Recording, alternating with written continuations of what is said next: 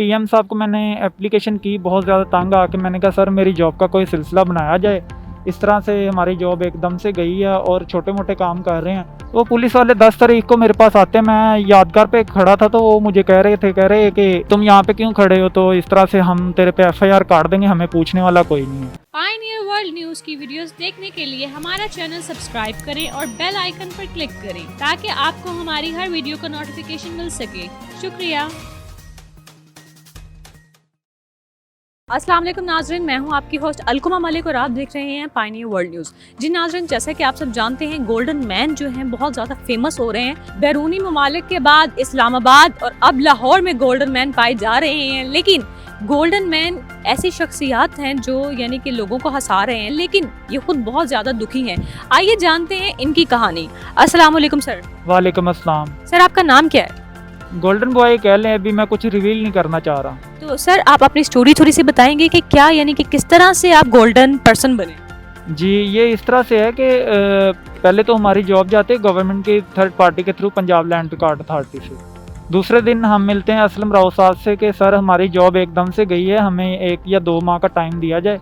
वो कहते हैं हमारे पास बजट नहीं है, ये गवर्नमेंट नहीं है, ये इसके बजट की वजह से आपको निकाला जा रहा है। यानी कि गवर्नमेंट जॉब से डायरेक्ट गोल्डन मैन?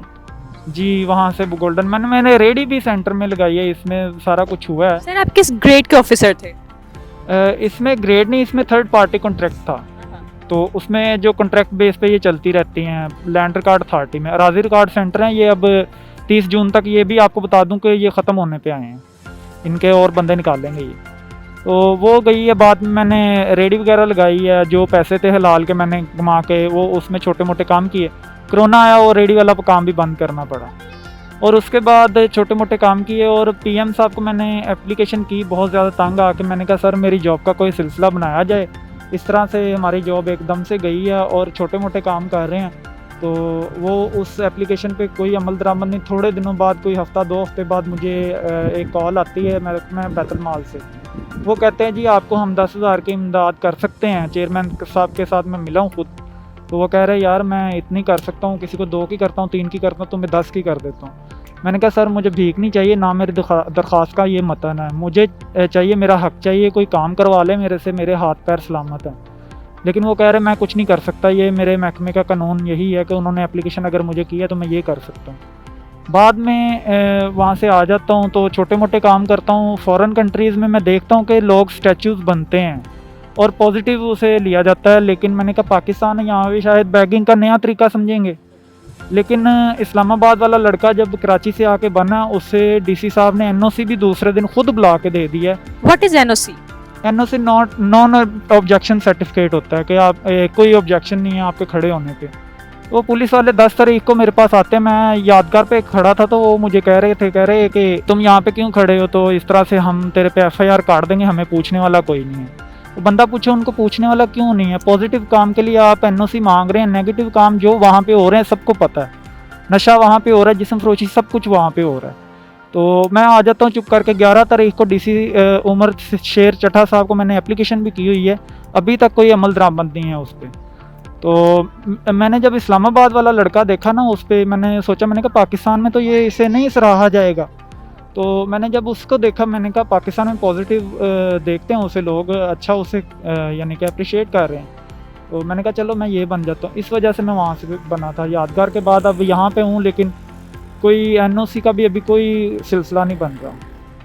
तो आपका ये गेटअप करने का मकसद क्या था? मकसद इसे आप एहतजाजन भी कह सकते हैं कि एकदम से यानी आप अपनी सैडनेस को एक तरह से ख़त्म करने के लिए कुछ बन गए? हाँ जी, कुछ बन गया। और मुझे बाद में इसका पता चला कि चलो लोग भी खुश हो रहे हैं और कोई पॉजिटिव काम कर रहा हूँ, मैं कोई नेगेटिव काम नहीं कर रहा। मुझे अच्छा लगा कि मैं किसी की खुशी की वजह बन रहा हूँ, ना कि किसी के नाराज़गी की वजह या किसी को बुरे काम की वजह बन। और सबसे अच्छी बात ये कि आपने जैसे बताया, और मुझे भी बहुत से लोगों से सुनने को मिला है कि आप किसी से इमदाद नहीं लेते।